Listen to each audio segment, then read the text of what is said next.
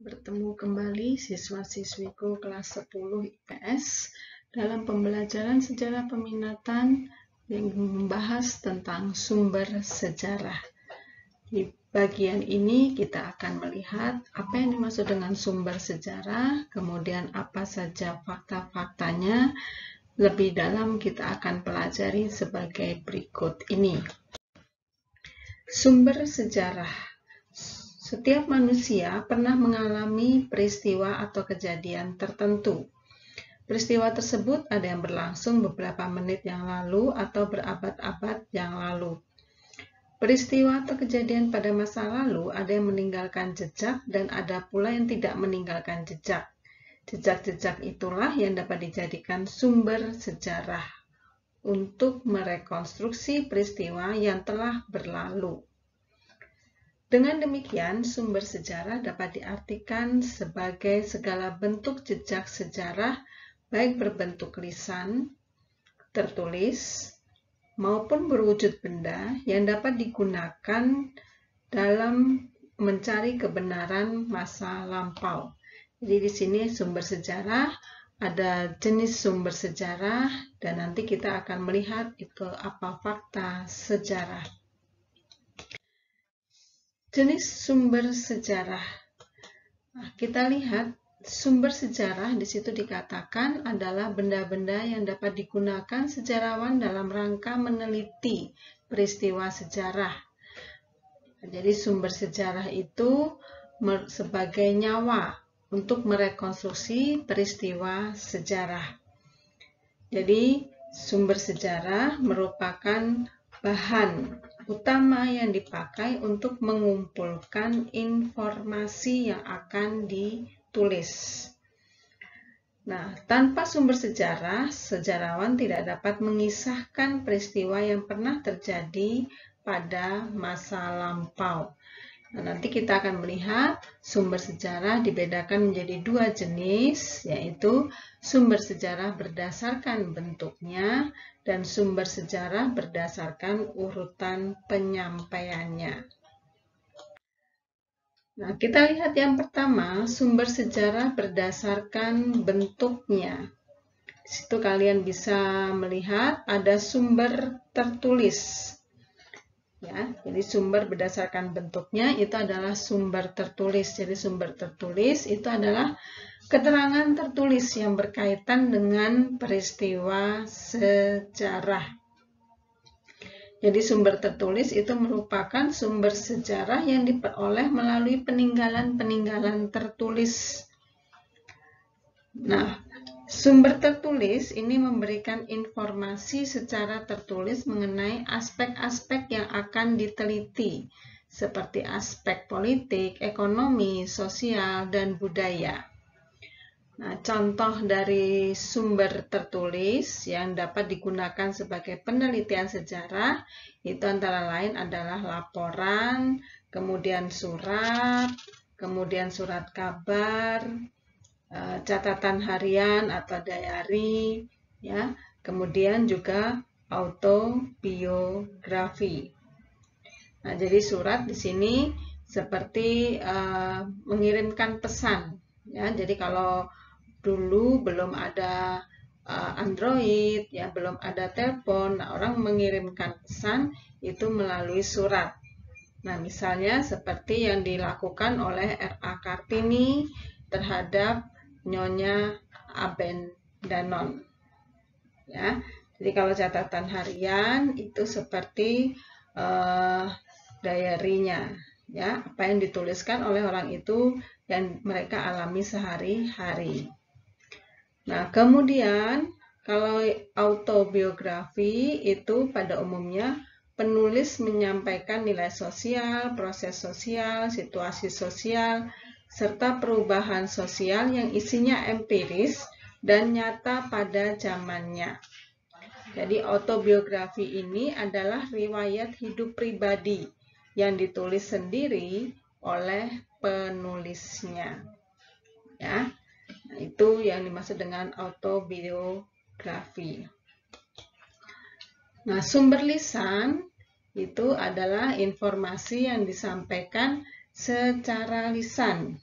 ya, disampaikan secara lisan oleh saksi sejarah.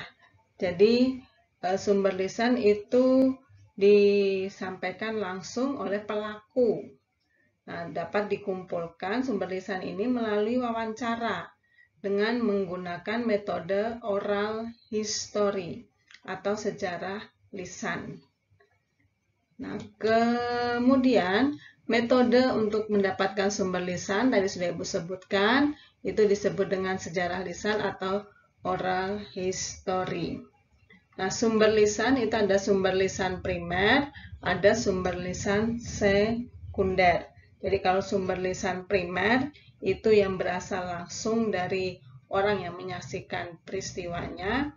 Kalau sumber lisan sekunder itu adalah dari orang yang istilahnya hanya saksi matanya saja. Ya. Nah, kemudian sumber sejarah berdasarkan bentuknya. Nah, sumber sejarah berdasarkan bentuknya bisa kalian baca di situ. Ada sumber benda, sumber visual, kemudian ada sumber audio visual. Jadi sumber benda ini biasanya disebut dengan artefak.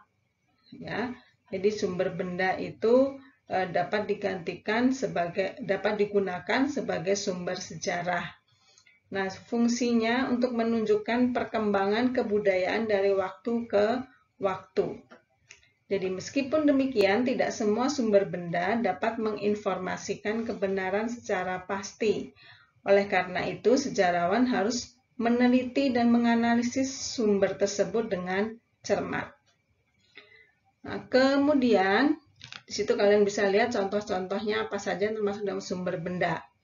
Nah, sumber visual itu sumber yang bisa kita lihat secara langsung dengan indera mata.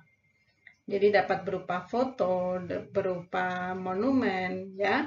Jadi sumber visual itu memiliki kedudukan yang sama penting dengan sumber tertulis dan sumber lisan.